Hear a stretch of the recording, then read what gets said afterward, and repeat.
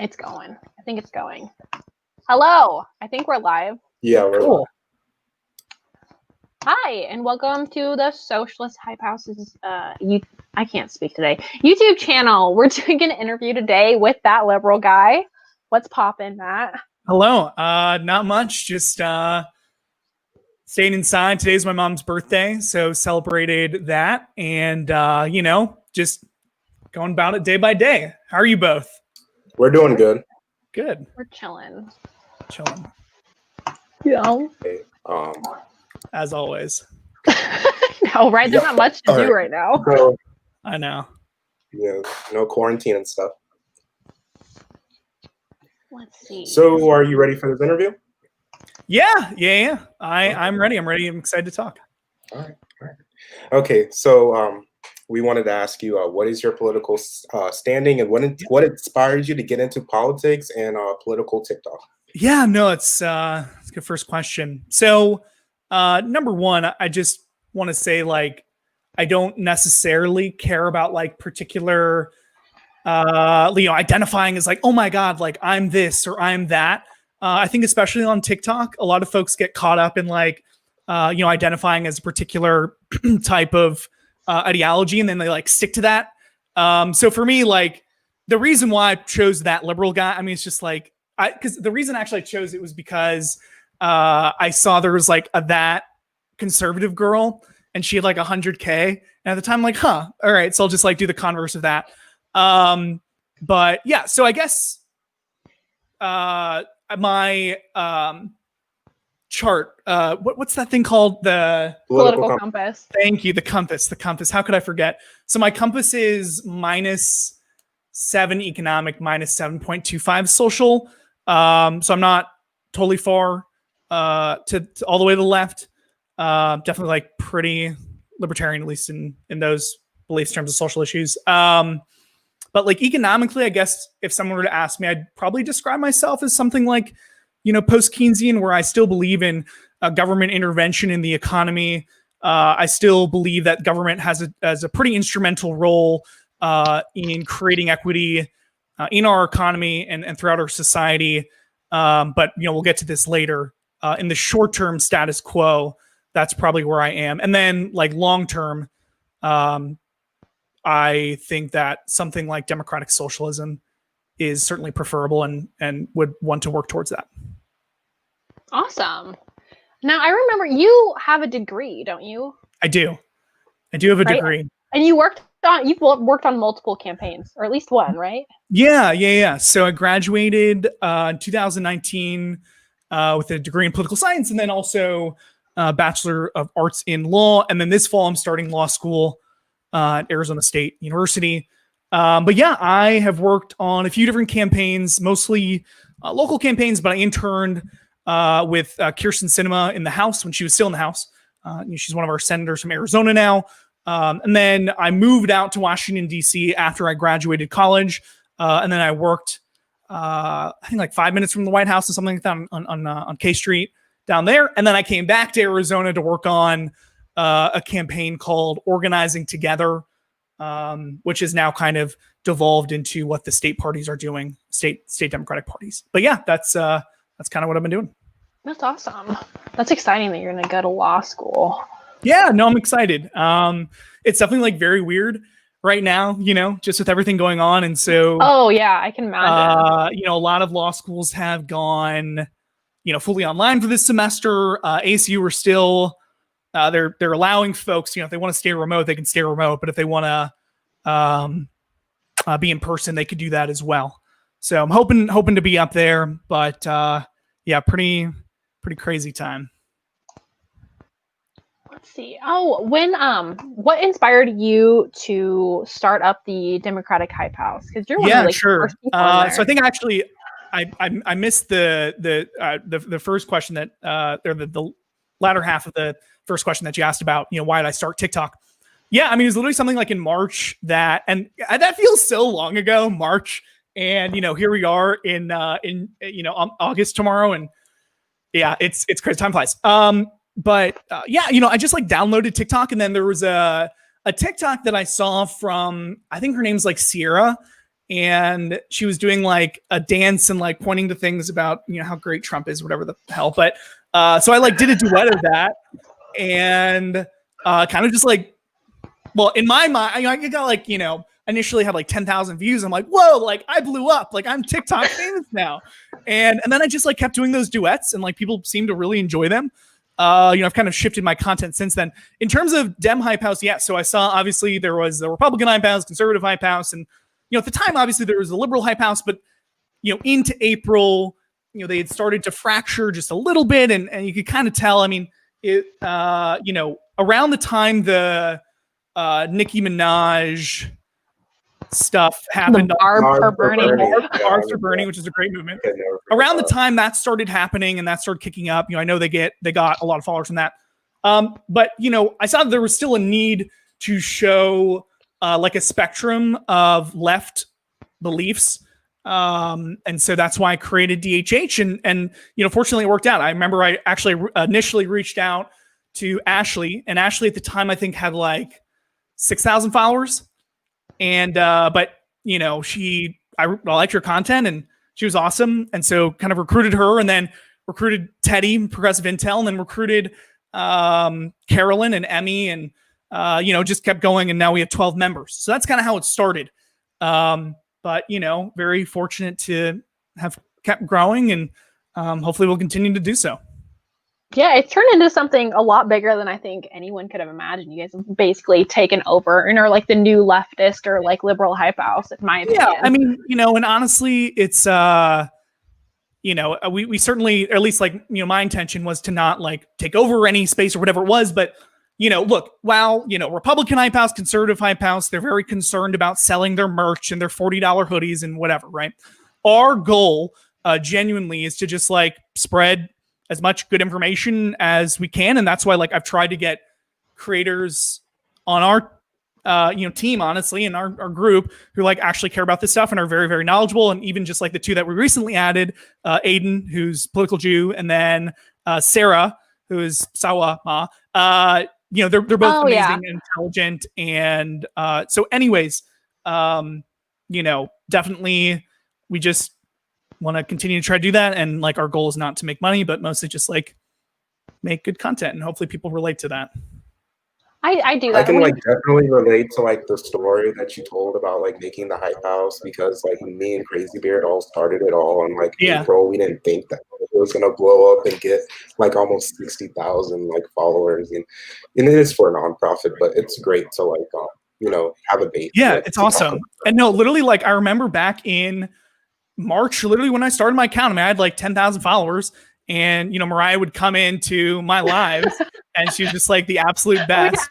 I remember I followed you at 55 followers. Yeah, I was like, who is this? Yeah, and that was really cool, and like seeing, and that's the beauty of TikTok, right? Like the fact that like, you know, for you, Mariah, you know, coming into like my lives and like, you know, having great discussions, whatever, and then you know, creating your own political account, and then you you know, all being able to create this hype house. I think it's awesome. And I think the more, look, you know, as we, you know, all know, Republican and conservative TikTok and whatever, they're very influential. They have a lot of followers. They spread a lot of nonsense. I think the more folks that we have on this side spreading good information and reaching out to like younger people and getting them away from like the Obama birther conspiracy people, like the happier I am, you know? Oh yeah. And I think that comes with having like an older age demographic for the hype houses. I think they stay a little bit more organized, stay a little bit more together. There's a lot less drama in the yes. At least in our opinions, that's what we've noticed. Yeah, definitely. Yeah, it's funny, you know, I at least for our group, for sure, I have tried my hardest to, you know, get the folks who, you know, are committed to what we're doing and are just drama free and like don't, you know, whatever. I mean, obviously we want folks who, you know, can make great content, whatever it is. But, you know, folks who are also like mature. And, you know, I think for me being, you know, the oldest one, you know, by a couple years or whatever it is in our group, and, you know, seeing that, I mean, I've been so impressed by like the level of maturity, even, you know, from TikTok in general, but especially the, you know, people in our group, like these are, you know, 16, 17, 18, and they know so much and they're so knowledgeable and passionate. And I love that. And like, I want to continue engaging people like that on TikTok. I like that. Corvated, do you have any questions you want to go like which direction? I think we can keep going. Some of these questions have already got answered, but the big question in the room is: have you read like any theory? You know, honestly, I've stuck mostly to public policy. I mean, yeah, I think for me, at least like in my political science classes, you know, what I focused on was really like the American political system, crafting public policy, like, you know, I guess in terms of, you know, reading someone like, you know, Keynes or John Rawls, things like that. You know, back in high school when I did debate, there was a lot of, you know, philosophy related, theory related, you know, things you had to read, whatever it was. But honestly, not too much. I mean, that's one of my goals. I think it's tough for me right now because like going into law school, you learn like a very specific type of skills, and like the issues and things that you're reading are not really necessarily related to political theory. It's something that I wish I'd focused more on when I was in college. But you know, the beauty of TikTok is, and you know, especially like with your folks and you know other people, is that you know there's so many amazing resources to get information from. You know, and so if I do have a question about a particular, you know, the meaning of this or whatever it is, you know, I can ask whoever, and people are generally very nice and are willing to point me in the right direction. Nice. Okay, so what are your thoughts on Obama? I see this come up a lot. It does. So I commented this. You know, there's a creator. Her name's Peyton Politics. She's great, but you know, I commented this on hers. But I think you know the big thing, of course, that folks talk about, and rightly so, are drone strikes. And fundamentally, I believe drone strikes are horrible travesties of humanity. They ought to be unconstitutional. I think they probably are unconstitutional. And this is me saying that as someone who has not taken a law school class yet. And I certainly think that a lot of Obama's policies I don't agree with. I mean, the reality of the amount of deportations that happened under his administration, the reality of some of his economic policies favoring corporations. These are things that I fundamentally disagree with. At the same time, you know, I think I like to keep in mind, along with some of the things I disagreed with, the progress that he was able to bring coming from the recession. You know, when we had George Bush in office and the disaster that he and Dick Cheney and those idiots brought with their 8 years in office, I think Barack Obama represented hope, right? I mean, of course, that was his campaign slogan. I think his ability to at least assist in lifting the United States out of economic recession in a relatively quick time certainly helped. I mean, there are things in the $787 billion stimulus that, you know, I did not agree with. I mean, again, you know, I think for me, at least being, you know, 12 when this is all happening, it's easier for me to look back and think about this. But, and so I don't know how I would have reacted at the time. But I think in terms of like, you know, some of the bailouts that were given to banks or larger businesses, corporations, that was unfortunate. But I think thinking about, you know, the Barney Frank congressional act, which strengthened and tightened banking regulations. You look at what he worked with Elizabeth Warren on in terms of creating the Consumer Financial Protection Bureau. These are things that have had, you know, demonstrable impacts in helping the American people and working class people. And so, long story short, I want to keep sight of the progress that was made from President Obama, a moderate Democrat, and how we can continue pushing forward, hopefully into better public policy with Joe Biden and then beyond, et cetera, et cetera.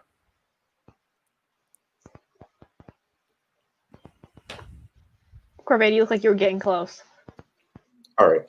I have a question. What are your thoughts about socialism and communism? Yeah, so I think we honestly, and you know, this might maybe surprise you guys, but I think we need more folks who are identifying as socialists in the United States, and as leftists in the United States. I think there are a lot of young people that are already there. The reason I say this is that I think it's instrumental, and we'll probably get into this.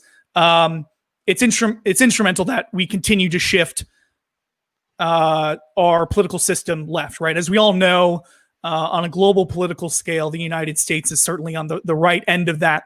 So as we continue to shift that, but the way that happens is by folks who are willing to speak up and stand out for things that they believe in. And so, I don't want anyone who is socialist or has socialist beliefs to, be afraid or by any means to speak up about that. I mean, socialism certainly has a history in the United States, not only in terms of like social programs, but, folks like Eugene Debs, etc.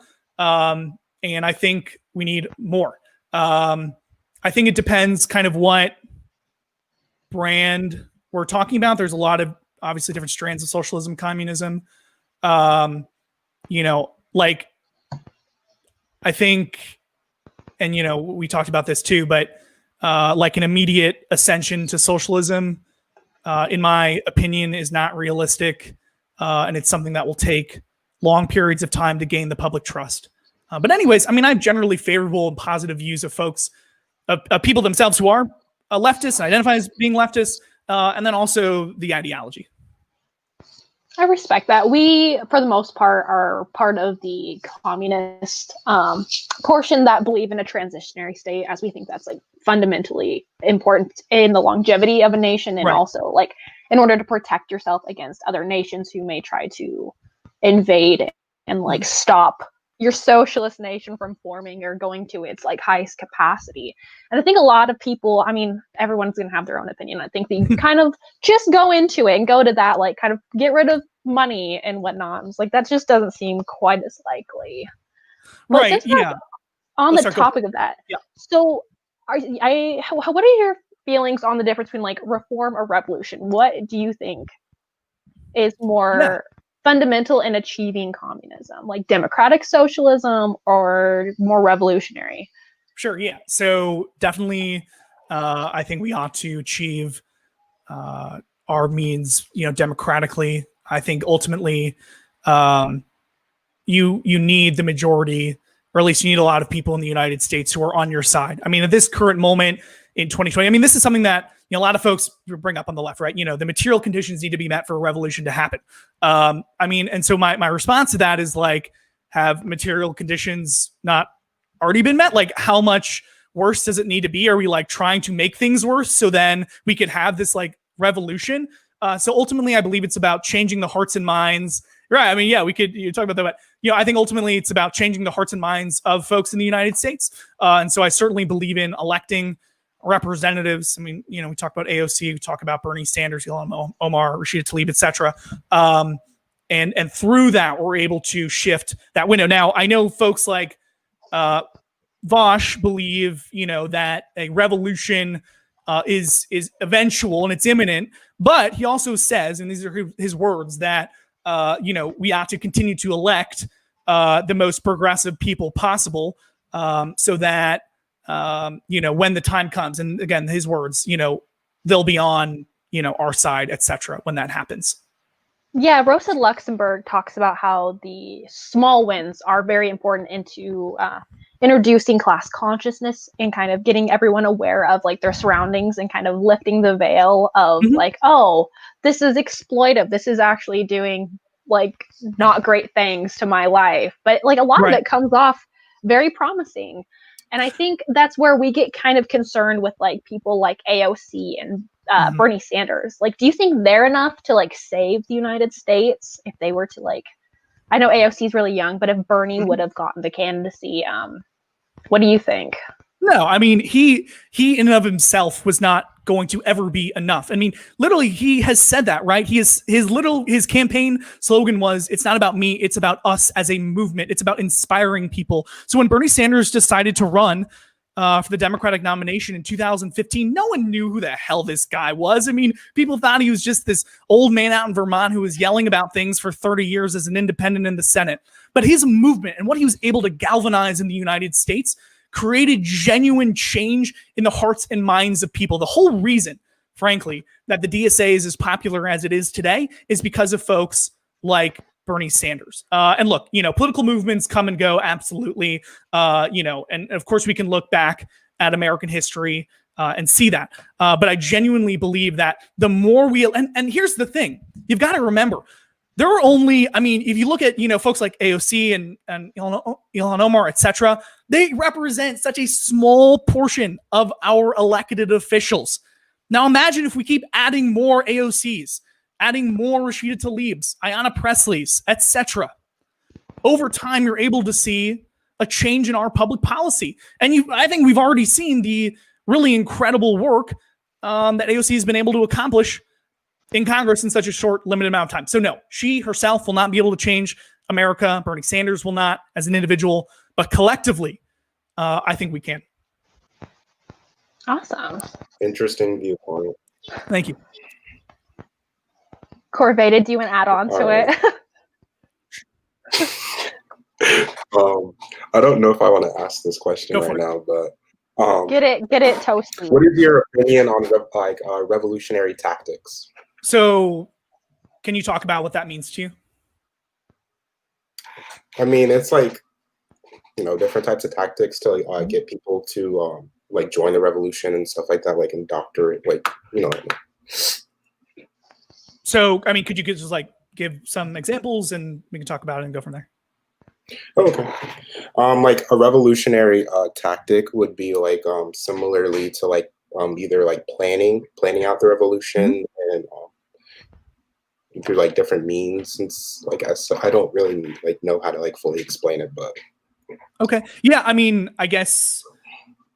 Well, yeah. I guess I would need further explanation of what you think are revolutionary tactics, and folks probably have different feelings about what those are. If you're talking about in terms of planning, whatever it is, hell yeah, go for it. It's not anything where I'm stopping you from being, oh my God, stop planning your revolution now. Of course I'm not saying that. And ultimately, if that is what you want to do, that's amazing. And, you can go ahead and do that. That's fine.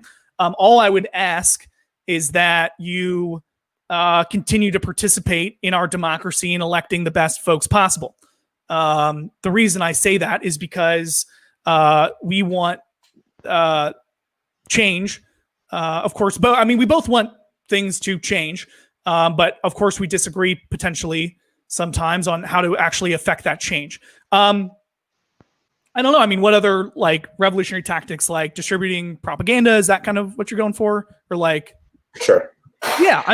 Look, at the end of the day, you can feel free to do that. It's a free country. The one thing, maybe this is, I have a question, for you, but the one thing that I guess I've had trouble getting clarity on is, a lot of folks who, propose a violent revolution will, talk about, oh, it's all in the works. It's all in the plans. Right. But does anyone have a tangible knowledge of any idea when this is happening?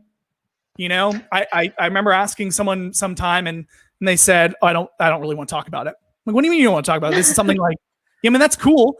But I don't know. I guess from your perspective, when does that revolution happen? Personally, I don't think it will occur. I don't know if it'll happen in my lifetime. Sure. As it requires at least 4%, I believe, of the population. And that's a lot. Right. But as the material conditions, Corvade. Okay, in my opinion, if we were to elect people that are democratically socialist, I don't really see them as democratically socialist, but that's a whole nother other thing.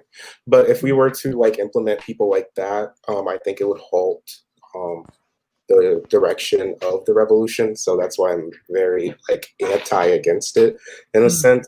So I'm more for third party and accelerationism.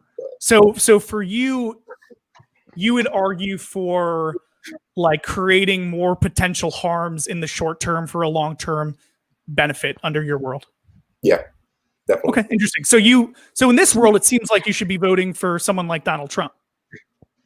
I'm not saying I'm going to vote for Trump. Some people are like that. I don't know that any of us are necessarily quite like that. But even like a centrist or even someone like Democratic who still supports like capitalism, where they're like kind of going to fix it, where they could like implement something like Medicare for all, where people could like, oh, well, this is really great. And if they like think that's socialism and get on board, but also like, we don't support overwhelming like democratic socialism, because a lot of them, not all, I think, are for like gun bans and completely doing away with that. Whereas we're very much for arming the proletariat with, I believe most of us do come to terms with the idea of like common sense gun laws, so that there is a reduction in like closing a lot of like the private sale loopholes. However, we still think that everyone should be able to accept a lot of things. I hate like the conservative talking points where they're like, oh, well, it's mental health. But we do have to acknowledge that the material conditions that lead people to commit these heinous crimes are like really contingent on like where people grow up and like the situations. So it's very hard, but generally we don't. I kind of like lost my train of thought. No. I mean, I think you bring up a good. Kind of, it's weird how to explain how a revolution would come to be. Right. But yeah, and I'm probably more in agreement with you. Like, if a revolution does happen, I'm not sure it'll happen in our lifetimes. But I mean, honestly, like, I think you brought up something that was a good topic, and that would be, gun rights. I mean, maybe that was a question you had later on, but I did want to talk about that because I made a video that said, "Hey, folks who are like in my positions politically, and folks who are leftists can agree on common sense gun laws." And I got a lot of like, right. And it's like, I mean, so here's the thing. I went into it, kind of like, I definitely look at the end of the day, people say, well, you don't support the Second Amendment. Yes, I do support the Second Amendment. I support our Constitution. I support people's constitutional rights to own firearms. I've never wavered from that. The problem is that I don't want fucking kids to be shot up in school. Right? I mean, we have a gun violence. Absolutely, we have a gun violence epidemic in this country. And you're right. A lot of the reasons why that violence is perpetuated and continues is because of socioeconomic conditions in the United States that results in violence that occurs. Right? I absolutely agree on that. But when we talk about things like school shootings, even just mass shootings in the United States, it's something where I get very frustrated because when I'm talking with right-wingers, some leftists I'm talking with, and I say, I just want to find some kind of policy solution so that kids are not murdered in their school. And they go, on the right, they say, but the Second Amendment. And then some people say, but Marx said, okay, that's great. Amazing. You can have that particular viewpoint. But I just, you know what I'm saying? So yeah. I think we agree on this, but there are certainly some leftists who would rather see, no forms of any kind of gun regulation, if that's what you want to call it, which I fundamentally disagree with. I think if they were to do some sort of like educational course to associate with certain guns that they were going to get, even if it were to be like a fully automatic and like have certain tiers, but they would have to create it in a way that wouldn't disproportionately affect lower income communities where they couldn't afford to get it, because that wouldn't be good, or like to affect communities like any of the people of color, so they aren't affected by those, because historically gun control laws have been aimed at those demographics. So it's like, where do you find the balance where it's not, where like it's protecting children, but it's also isn't going to damage people in like the long run, and also like I don't know. It's a challenging topic I've found right now on political TikTok. You can't find anyone to really like find some sort of middle ground on. Right. And so I think at least in terms of it is tough. One of the solutions that I think has the potential to work would be a national licensing system. So the current kind of system for if we do implement a universal background check, it has relatively limited effect. Research has found, and they just check like the FBI database, and then you're good to go.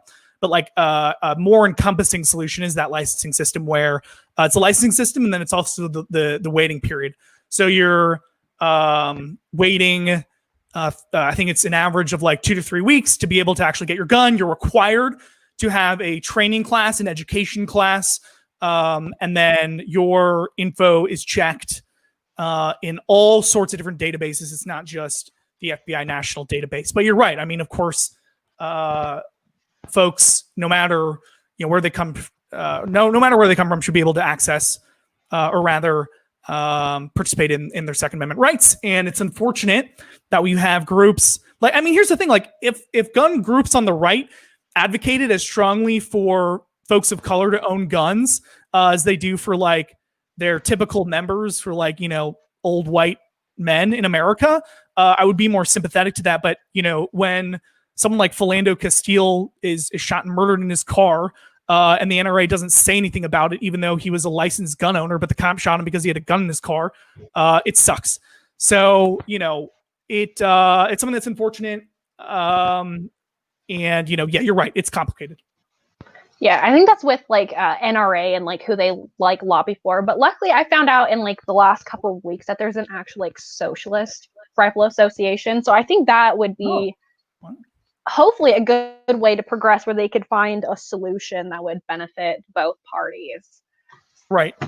Yeah, I think there's hope. Oh, I'm sorry. I just one last thing.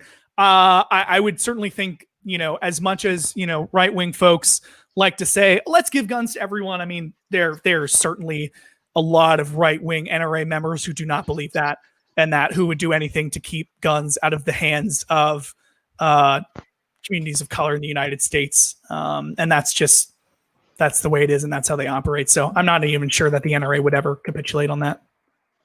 Oh yeah. The NRA is interesting, like working with Reagan to do the Milford Act against the Black Panthers. That was not based, in my opinion. Oh, it was not.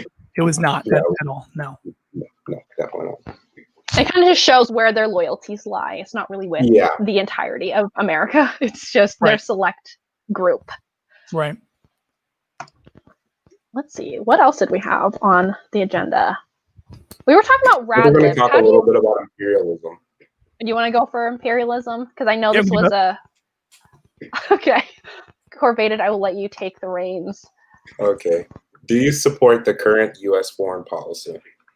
No. And there's a couple of reasons for that. Number one, the United States certainly has a history interfering in other countries and rather their economic and social systems to influence what they deem as like appropriate policy. And of course we can look at like the Iraq War, and we got to bring our boy MAGA House back on to tell us about how and why we should kill all those people for oil. But yeah, absolutely not. I think, listen, in a world where like the United States and a lot of other Western countries in the world have been constantly sticking their noses in other countries around the world when we really should not have. I mean, God, we can go back far and far and far in this. Vietnam, of course, is probably one of the worst offenders in terms of us sticking our noses in places that we shouldn't be. I mean, it depends on. Look, there's a lot of folks in both parties who are war hawks, which suck. Here in Tucson, which is where I'm from, we have a missile defense company called Raytheon, and that just sucks. Like, it's a multi-billion-dollar industry. The fact that our military budget is $800 billion, the fact that we couldn't even pass a 10% decrease in our military, it sucks. So yeah, I guess I would disagree with a lot of foreign policy decisions that are made. That's nice to know. That's nice to know.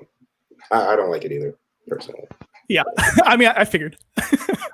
Yeah, it's like we've been like all our lives like educated to be like support the veterans and all that and all the ads and stuff like that. So yeah, I mean, the one thing I'll say about vets and this actually relates to something that was just in the House of Representatives. The Army and the Navy, whatever, they're recruiting like kids on Twitch, right? I don't know if y'all were reading this story or had heard about this, but they have these like esports teams to like recruit kids as young as like 13 to sign up.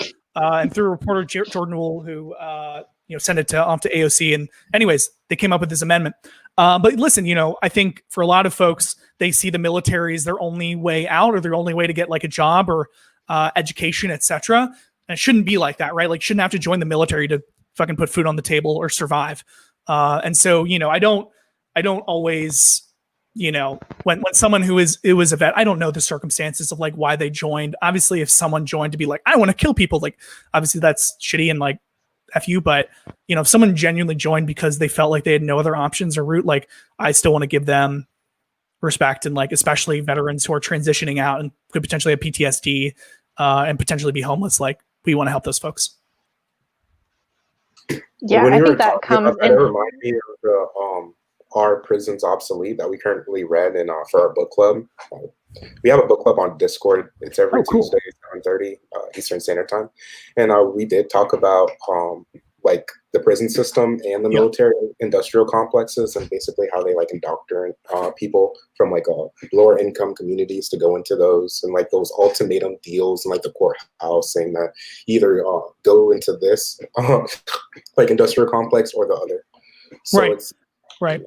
And this has existed throughout, history, right? When we think about Vietnam, for example, even though we had a draft, well, who are the ones who got the deferments? Who are the ones that got off? It was people like Donald Trump who got deferred from the draft like 4 times. One time for bone spurs, another time for this, whatever, right? And so when we think about the systems that have existed, especially in our military, in our recruiting practices, even when we had the draft, we would send like the poor kids to the front every single time, which I think is awful. But yeah, it's not a good system.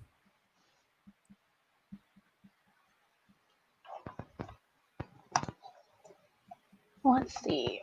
So do you want to talk? Okay, I see this in your comment section a lot, and I know that you've talked about it in your Instagram story quite a lot. And it's this, it's the leftist going and they just duet or they comment radlib on your posts. And this isn't just you. I've seen it amongst quite a few of like the more democratic or like kind of center-leaning people. Yeah. How does this affect your content and how you like generate it? Like, what is your thought process behind it? I mean, honestly, like it doesn't affect my content too much. And the reality is that I get far more shit from like, the right wingers and the MAGA people than I do, anyone on the left or anything like that. Honestly, I just like, it's fine. And as I said at the very beginning, I don't really care what people describe me as. Like I believe in what I believe in, and I'm going to make the content that I'm going to make. And if you want to say something or ascribe something to me, what I do really take offense to more than like when people call me a neoliberal, it genuinely shows me that they have no understanding of what neoliberal means. Like I've been very clear that I do not support complete free market capitalism in a global market with like no regulation at all, which is essentially what neoliberalism is and proposes. So when people call me that, it's like, oh, it's just very frustrating. But it's fine. It's fine. But yeah, listen, we spend a lot of time talking about, arguing certainly amongst like, on the left, this is bad or whatever it is. It really comes down to like people trying to like moralize, if that makes sense. Like, oh, because I believe like this particular ideology or belief, I'm a better person than you. Like we should still be able to like have these discussions like we're having now without like, and it's not even like these people have constructive criticisms of my content or like what I believe. They probably ultimately they just like see my name and say, oh my God, neolib. And that's okay. That's fine. Do what you want. But, anyways, it is what it is. I choose to spend my time, I hope, on more important things.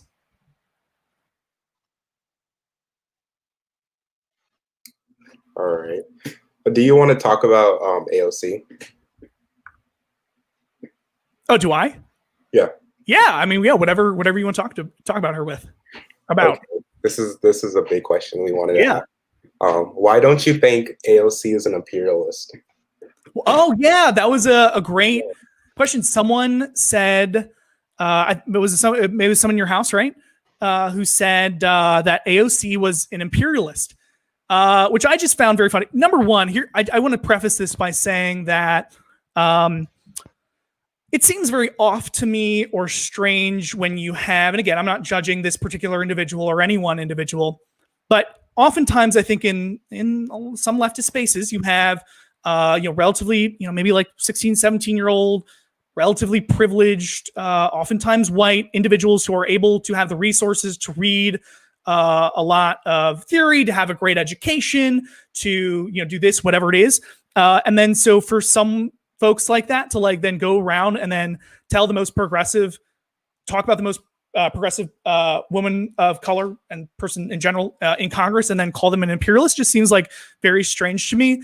But I don't know. That's just kind of my take on that. No, I don't think she's an imperialist just because she's a member of Congress. Like, that doesn't automatically mean someone is imperialist. And ultimately, AOC has the positions that and again, I don't know her mind. Obviously, I don't know what she's thinking on a daily basis. But, to say that like, oh, she upholds systems of capitalism. What do you want her to do? Do you want her to go into Congress and like abolish capitalism in the next day? No, because I know, in an ideal world, I know, that would be great, whatever it is. But as a congresswoman, you have certain responsibilities as an elected leader, and you cannot just do that.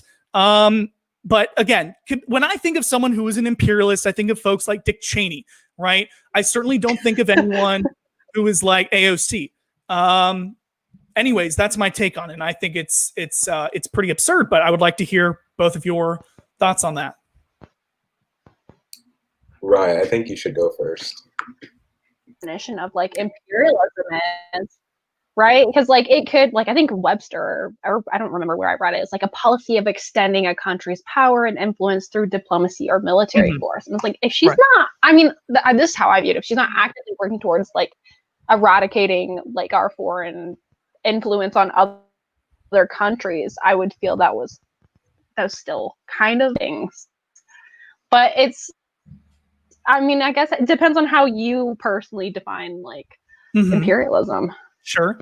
I mean, so, I guess my question is, does anyone who supports, like any one individual, like a citizen who supports any facets of capitalism, would you consider that individual an imperialist? Or is it just because like AOC is a member of Congress, do you think that individual said that she was an imperialist?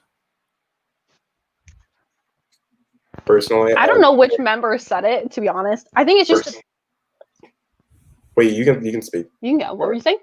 You can go. No, I you're good, Corvated. Oh, okay. I don't remember what I was gonna say. Oh, I was about to talk about AOC.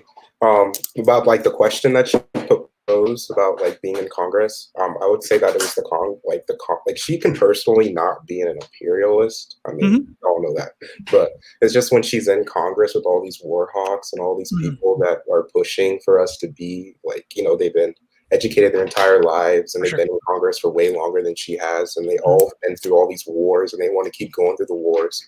So like, I mean, yeah, they're gaining popularity, but I don't think imperialism is going to end if we elect Bernie Sanders or AOC in the future. Yeah, I mean, I think the difference in our philosophy, I guess, is that electing a third party doesn't do anything. The only thing, because, well, number one, third parties don't get elected.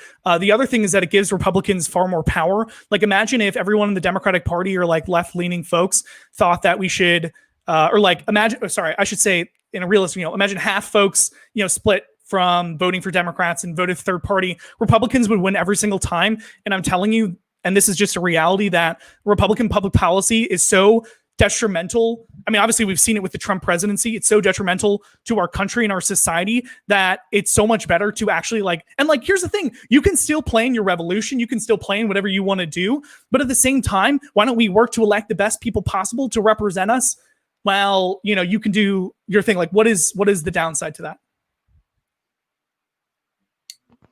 I mean, my issue with like a liberal democracy is it's not quite efficient if there is still like voter suppression, like president, as like the majority of voters aren't going to be able to go in. And I know like Trump's very much like against like mail-in voting, but then you have like an electoral college system. And like personally, I live in like a blue state that has been blue since like Clinton or something. It was like in the 80s. I can't remember who it was. Right. So I would be more in favor of casting my vote towards like a third party candidate in order to like try to get some sort of funding from the federal government so that they can be more present in like our current politics. Like I live in Oregon. Like we've been blue forever. I don't think we're gonna.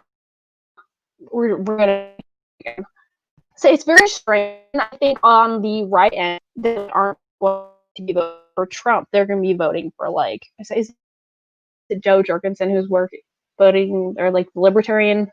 Yeah, right. On that end, I don't remember. I don't know who's like Biden, which is kind of crazy. His policies, like just Trump accused Biden of like plagiarizing. So whatever the DNC did, I mean, it's working to attract some of the like Republicans or self-proclaimed.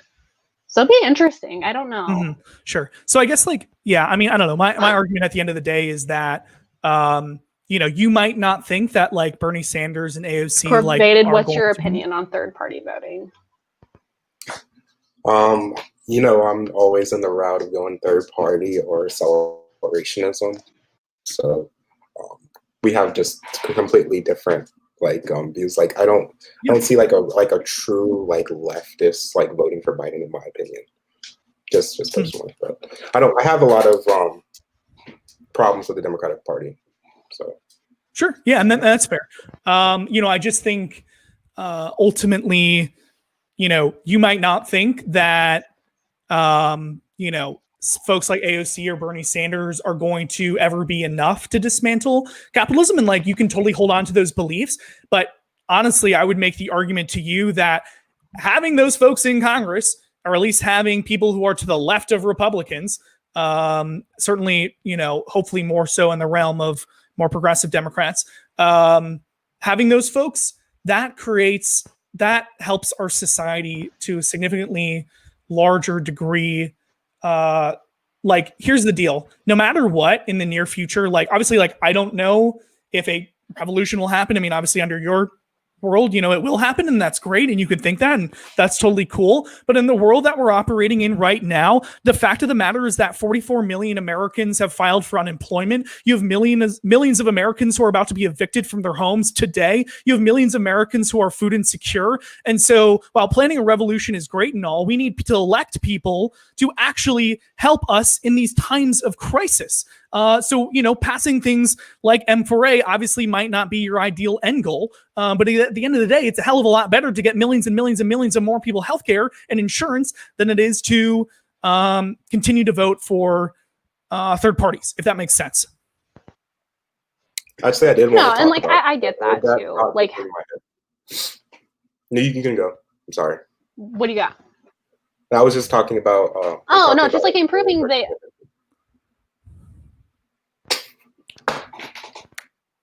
What? I was like, Corvated. Oh, I don't know what Corvated was saying. What was I gonna say?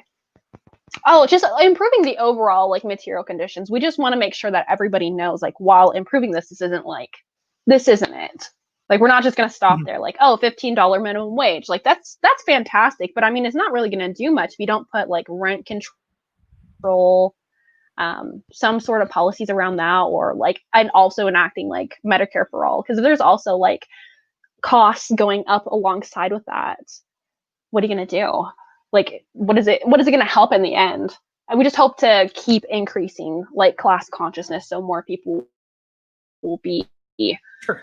What would I say? Like, just appeal to the idea of revolutionary tactics to make bigger change. Yeah, you know, I totally understand that, and I think Similarly, we both. Oh, I'm sorry. Go for it. What? No, you're good. I was just gonna say that, like, I agree with the goals of like engaging in class consciousness. And I think this pandemic has especially raised folks' consciousness, especially in relation to like economic issues. The fact that for example, the fact that Boeing, prior to this crisis, put 98% of their profits back into their stock. And then when their stock tanks, they go to Congress and they say, money, money, money, give me money. No. Can you please have some more? Yeah. May have a crumb. I mean, this is what corporations and companies do. And so I think absolutely it's important to have the working class folks of this country understand that. I guess my contention with ideas of violent revolutionary politics is that I don't think your average individual, especially your average individual in the working class, is too particularly concerned with uprooting, or rather, I should say, engaging in like violent actions and like literally bearing arms against people. And so like, obviously in your world, that's, potentially what happens. I just don't necessarily see, look, folks, of course, right now are trying to survive. They're trying to put food on the table. They're trying to, just make it by. I don't know how much time they have to read particular political theory and philosophy, which I know, that kind of goes into what, so I would actually, this is a question for you. Could you explain kind of that transition period in your ideal world? I know, folks on the left have different interpretations of what this means. And so I guess just from your perspectives, I'm curious about that. Corvette, do you want to explain like vanguardism? Like from our perspective, we believe in like a vanguard leading the revolution, which is like the people that have basically devoted their entire life and their existence to reading the doctrine. So they truly believe it and they know it. And essentially they would act as like the authoritarian party in state to replicate and work on like the first and last move as a state that they would really make, from my understanding, is making the workers own the means of production. As for that, like I still need to read more into vanguardism and like the actual revolutionary tactics, but I imagine like what we see in like Portland, right, where there is still like riots and like protests and stuff. It would be something larger than that, but I imagine it would go along the lines of that. I can only imagine at the end of the American Revolution is like a good example. Maybe something along those lines, but I can't predict everything. But our personal views go along with like a vanguard party being instated in order to help with relations with other countries and redistributing like resources to all the people in our country. Yeah, it's definitely. A lot. And in simple terms. Hopefully I did a decent job. Yeah, I'm sure so. No. Well, I guess I find that interesting. Of course, there are folks who believe in that vanguard party, and then I've also seen, of course, folks on the left who despise it and who think that we don't need it, and that a more I guess anarcho-communist perspective. It's the ANCOMs, yeah. Yeah, I literally have like a hate for ANCOMs. That's all my videos. I swear, like the whole month, like just hate of ANCOMs. But I think it's fascinating that there is such this divide in like the tactics or like what needs to happen to create this like ideal society. I think it's great. I think the more discussions we have about this, the better. But yeah, no, I do find that conflict pretty interesting, and it helps me learn. So it's all good. It's basically like when you see the political compass, right? And on the far left, there's like the authoritarian to like libertarian axis. That is going to determine basically the amount of authority that's going to be in the transitionary state, from my understanding. Right. In simple terms. Do not believe in a like transition. It's very hard, like without reading it and like knowing. Mm-hmm.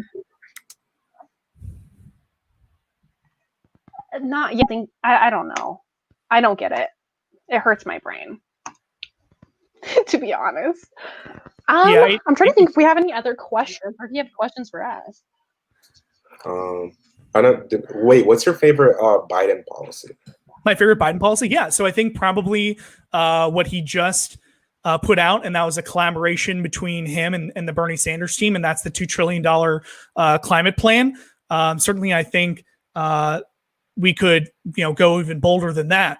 But the fact of the matter is that we are now, I saw this great video the other day, and really, when Obama first took office, and really the old Democratic line was, well, we're environmentalists, right? But we're going to make our argument by saying how good it is for the economy, right? Look how many jobs are created. And so now actually, like, the Republican Party is almost kind of shifted into that role. And now, as like the Democratic Party is shifting to the left, at least on like environmentalism, we're seeing these like very much bold climate change plans.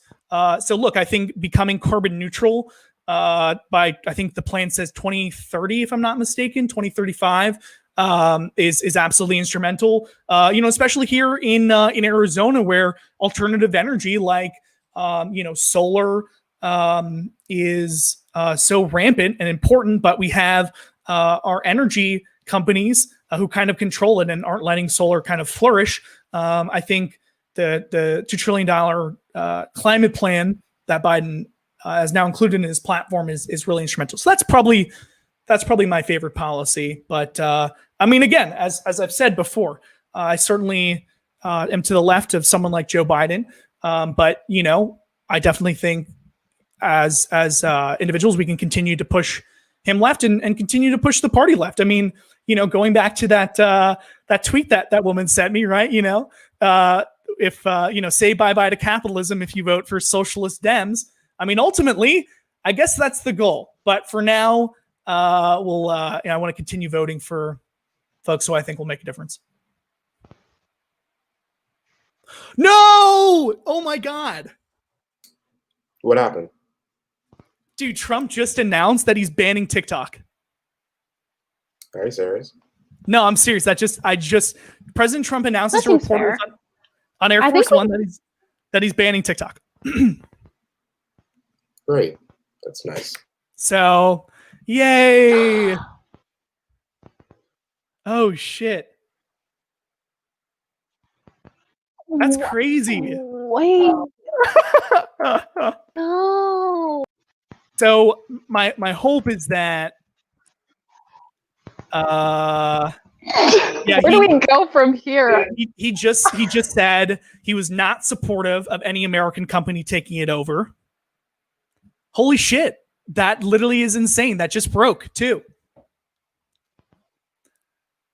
Damn. Well, it's been fun. It's been a good time. We're all gonna have to go to Instagram Reels. Oh, that sounds fun. Damn. Well, good thing Do you guys have YouTube. Well, do we got Discord?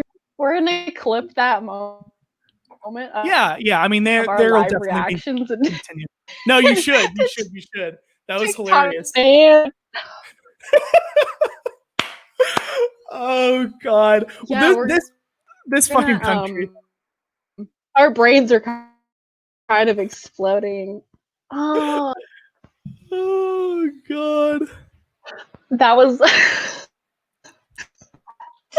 just heard that it get stopped, right? Like it's have to put it on that list that that other Chinese app got put on. I can't remember what.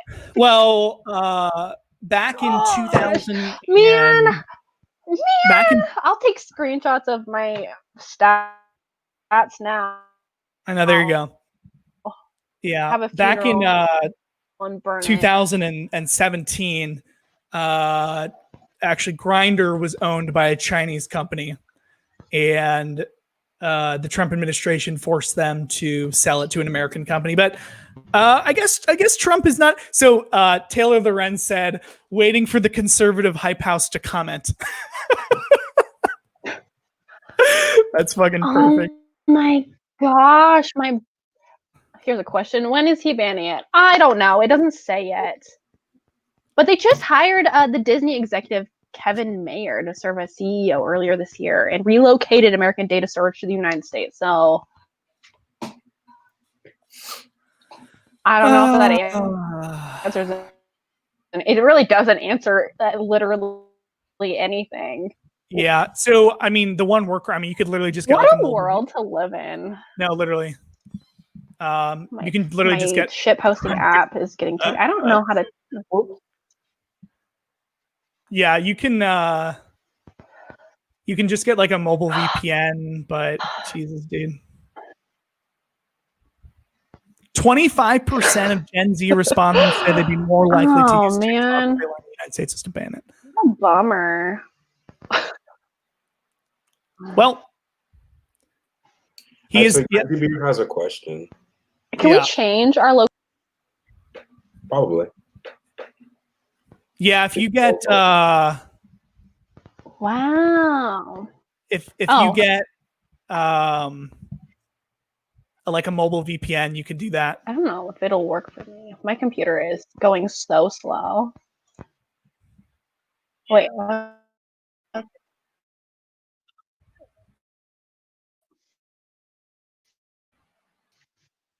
Matt, do you view Obama like I do? Oh, there it is. Okay. Do you view Obama like I do Stalin, and that he's not perfect? Well, I mean, I guess whoever this individual is, I don't know your are we good? Okay. Am I frozen? Yes. I think you're good now. Okay. Maybe. Yeah.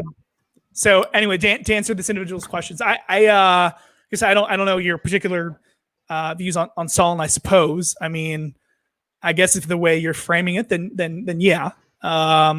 Sure, right. I mean, I guess my views on Obama, as I said, right, absolutely not a perfect president. He made many mistakes, but I do think that he was a positive step in the right direction, especially after the Bush presidency.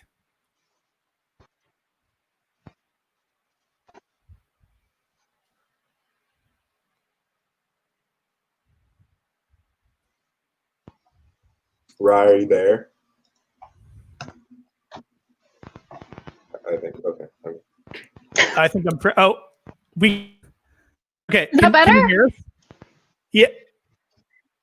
Wait, I don't know what happens. It's like your audio is delayed. Mm.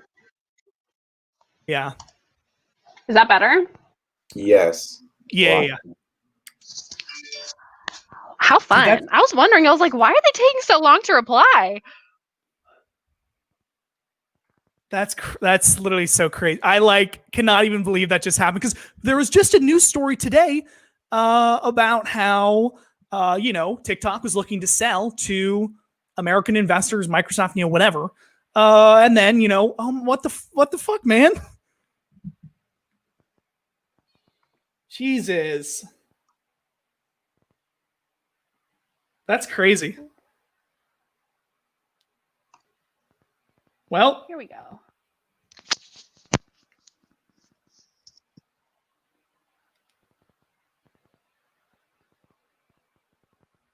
Damn.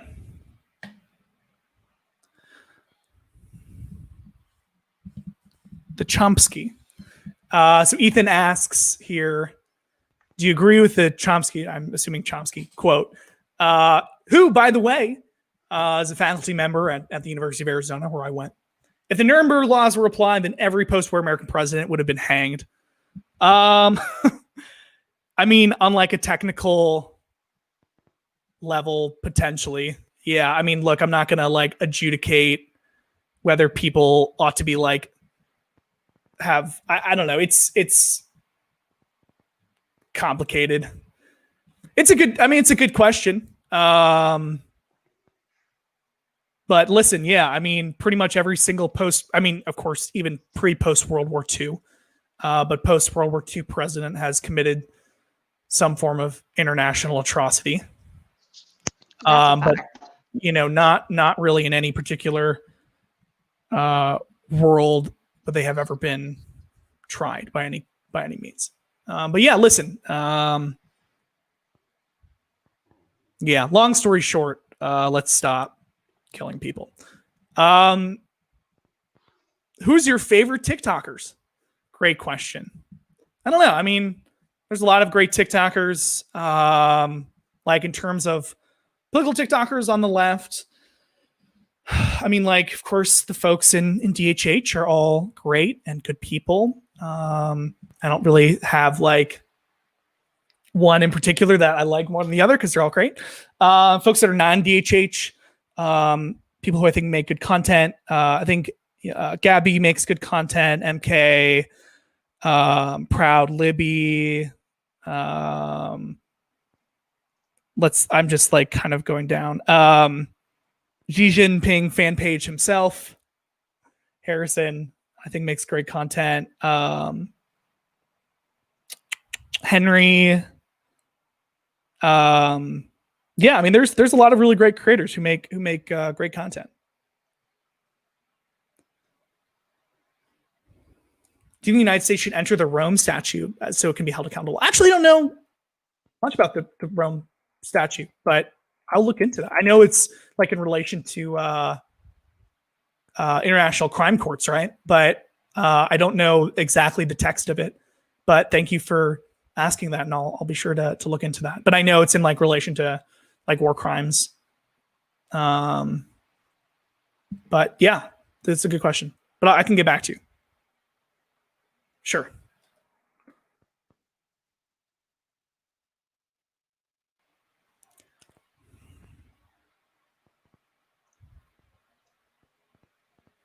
Where does it show up that Trump is banning TikTok?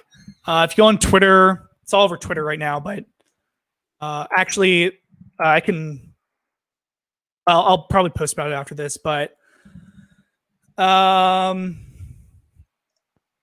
yeah, if you go on, I like New York Times, it's on there. It's on Gizmodo. He says he's planning to ban it as soon as tomorrow, too.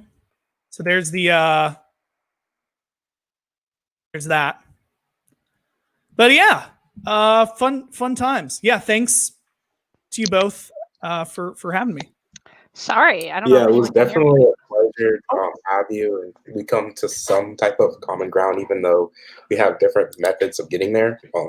Both want to, help the working class in a sense. Yeah, absolutely. Yeah, and thank you both. And I know how passionate both of you are about these issues. And so, like, TikTok or no TikTok, I know that, or I hope that, we can all continue to work together to create a better future for our country. Moving it to Twitter. Moving it to Twitter. We're invading Twitter. We're invading all the other Instagram. Byte. It's going down.